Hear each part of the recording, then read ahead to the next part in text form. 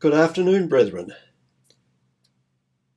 Today I'd like to speak about a false prophet, namely Balaam, who is mentioned in the book of Numbers in the Old Testament. But first, I'd like us to turn to the book of Jude. The book of Jude, verse 11, in which we are given a warning. God says, "Woe to them, for they have gone the way of Cain, have run greedily in the error of Balaam for profit, and perished in the rebellion of Korah." So we know all about the way of Cain. This is very obvious because he murdered his brother, the first human murder recorded. The rebellion of Korah is plain for anyone to see when he rebelled against Moses, whom God had put in position over Israel. But what was the error of Balaam? When we read the passage in the book of Numbers, he appears to be a prophet speaking God's words faithfully. However, his sin was so serious that he is mentioned 3 times in the New Testament as a warning to us. And later, when Joshua and the army under his command killed the 5 kings of Midian, they also killed Balaam. I'd like today to examine the part of his life described in the book of Numbers and in the New Testament to see what it was that he did that God considered so evil that he was listed with Cain and Korah.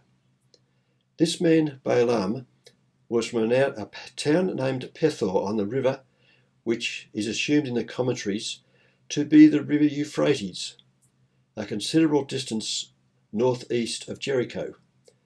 Some suggest it is about 400 miles northeast. That's equivalent to the distance from Los Angeles to San Francisco. Even though he was a Gentile, it appears he had the gift of prophecy. At times God spoke directly to him, as is mentioned in this narrative. Obviously, he had a reputation that was known for a considerable distance, because Balak, the king of the Moabites, sent for him. He sent for him to curse Israel, saying, in which we read in Numbers 22, verse 6, that's Numbers chapter 22 and verse 6, in the last part of it, "I know that he whom you bless is blessed, and he whom you curse is cursed." Now Balak was very concerned because the Israelites were approaching his country and had defeated the Amorites previously. He did not know that they were going to bypass Moab on their way to the Promised Land. He did not know that they were of no danger whatsoever to Moab. They were not going to attack. But he also knew that if he started a war with Israel, he would be defeated unless he had some supernatural help. So he sent his emissaries to Balaam to come to Moab. And at this time, Moab and Midian were closely allied. Now you can imagine, he sent his emissaries to Balak, and if it's 400 miles, that would be a few days' travel by horseback. Not an easy trip. A few days there, a few days back. So Balaam prayed to God, and God told him in Numbers chapter 22, verse 12, "You shall not go with them. You shall not curse the people, for they are blessed."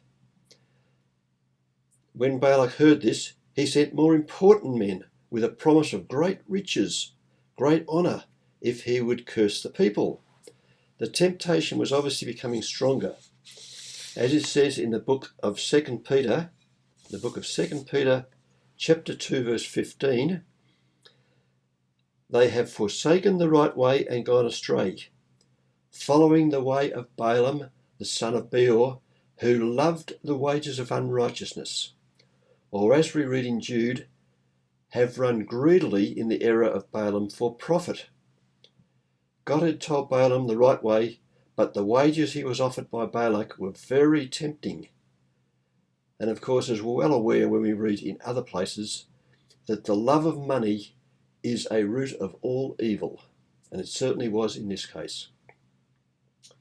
In Numbers chapter 22, verses 20 and 21, we note that God came to Balaam at night and said to him, If the men come to you to call you, rise and go with them. But only the word which I speak to you, that you shall do. So Balaam rose in the morning, saddled his donkey, and went with the princes of Moab. Looking at these verses, there is no mention whatsoever that the men came back to call Balaam to go with them. It appears he assumed that since they were nearby, he should go with them anyway. This was a direct disobedience to God. But God allowed Balaam to go to Balak, but not to curse Israel. However, on the way, an angel was going to kill Balaam, but his donkey saw the angel and effectively protected Balaam from death. When Balaam also saw the angel, he admitted he had sinned. But is this the error of Balaam spoken about in the book of Jude? Deliberate disobedience? Later on, we'll find that this was only a part of the sin that led to his death. So Balaam went to Moab and pronounced God's blessing upon Israel 4 times, and even prophesied the coming of Jesus Christ. Then the account says he returned to his place. So what's so serious about what he did? We read of Balaam's death in Numbers chapter 31 verse 8. Numbers chapter 31 verse 8. They, the soldiers of the children of Israel, killed the kings of Midian with the rest of those who were killed. Evi, Rechem, Zur, Hur, and Reba, the 5 kings of Midian. Balaam, the son of Beor, they also killed with the sword. Now I'd like you to turn to the book of Revelation, Revelation chapter 2, verse 14. That's chapter 2 and verse 14. In the letter to the church at Pergamos, we find what God had against Balaam. But I have a few things against you, because you have there those who hold the doctrine of Balaam, who taught Balak to put a stumbling block before the children of Israel, to eat things sacrificed to idols, and to commit immorality. The result of Balaam's teachings are described in the book of Numbers and resulted in the death of 24,000 people. The method Balaam used is very clearly described in the book entitled The Antiquities of the Jews, written by Flavius Josephus, a Jewish historian and Pharisee. And he wrote this in about 93 AD. Now, while the whole chapter is a bit long for a sermonette, I will read extracts so you understand what happened. And Balaam by now had finished prophesying God's blessing on Israel. The language in this account is sort of archaic, Old English, but the meaning is quite obvious. So after Balaam had refused to curse Israel, Balak sent him away, without thinking him worthy of any honour, without giving him any reward. Whereupon, when he was just upon his journey, this is Balaam, he sent for Balak and for the princes of the Midianites, and spoke thus unto them, O Balak, and you Midianites that are here present, it is true, no entire destruction can seize upon the nation of the Hebrews, neither by war, nor by plague, nor by scarcity of the fruits of the earth, nor can any other unexpected accident be their entire ruin, for the providence of God is concerned to preserve them from such misfortune.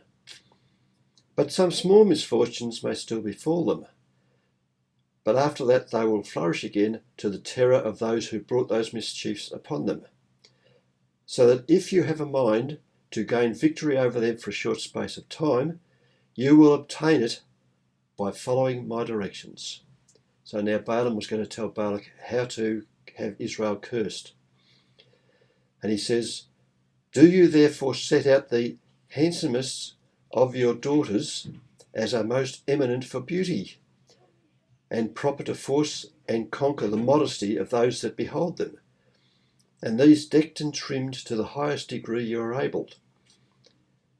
Then you do send them near the Israelite camp, and give them in charge that when the young men of the Hebrews desire their company, they allow them, and when they see they are enamoured of them, let them take leave, and if they entreat them to stay, let them not give their consent till they have persuaded them to leave off their obedience to their own laws, and the worship of that God who established them, and to worship the gods of the Midianites.